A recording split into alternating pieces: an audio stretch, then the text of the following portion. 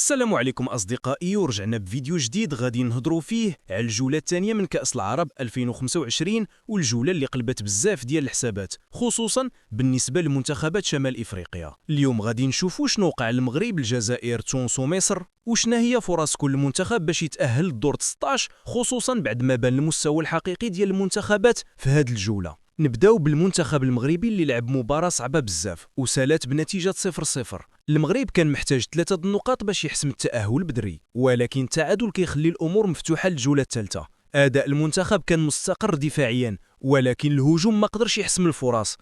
النتيجة كتخلي المغرب في موقف وسط، ماشي سيء ولكن ماشي مريح.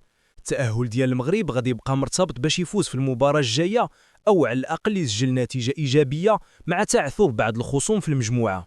أما المنتخب الجزائري، المفاجأة الكبيرة ديال هذه الجولة، فوز ساحق ب5 الأهداف مقابل هدف واحد. وبهذا الأداء الهجومي القوي، الجزائر دارت ريمونتادا في ترتيب المجموعة ولات من بين أقوى المرشحين للتأهل. 5 الأهداف في مباراة واحدة كتعطيك رسالة واضحة، المنتخب جاهز وغيقدر يمشي بعيد في هذه البطولة. الدفاع رغم الهدف اللي تلقاه بان منضبط، والهجوم كان ناري. الحسابات واضحة، الجزائر دايره خطوة كبيرة للثمن النهائي، وممكن غير نقطة في المباراة الجاية تكفي، وحتى الهزيمة بفريق صغير ممكن تبقي عليها مؤهلة حسب باقي النتائج.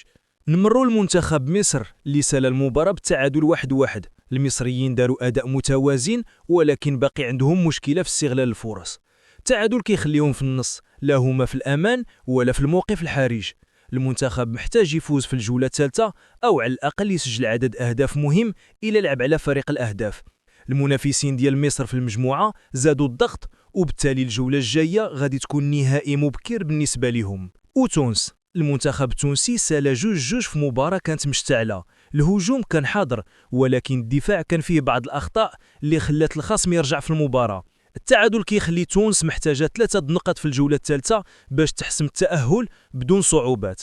الأداء الهجومي كيعطي الأمل، ولكن نقطة الضعف اللي خاصهم يصلحوها هي التمركز الدفاعي خصوصا في الشوط الثاني. وإلا جمعنا الصورة كاملة، فرص التأهل كتبان واضحة. المغرب مازال عنده حظوظ كبيرة، لكن خاصو يفوز وإلا يدخل في حسابات معقدة.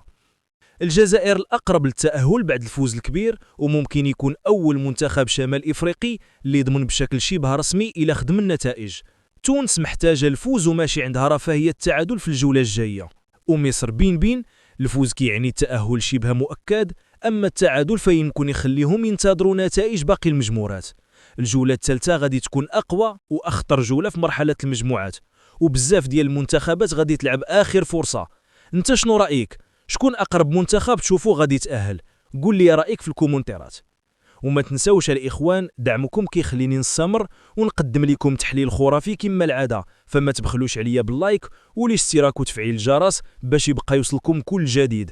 نتلاقاو في الفيديو الجاي، والسلام عليكم.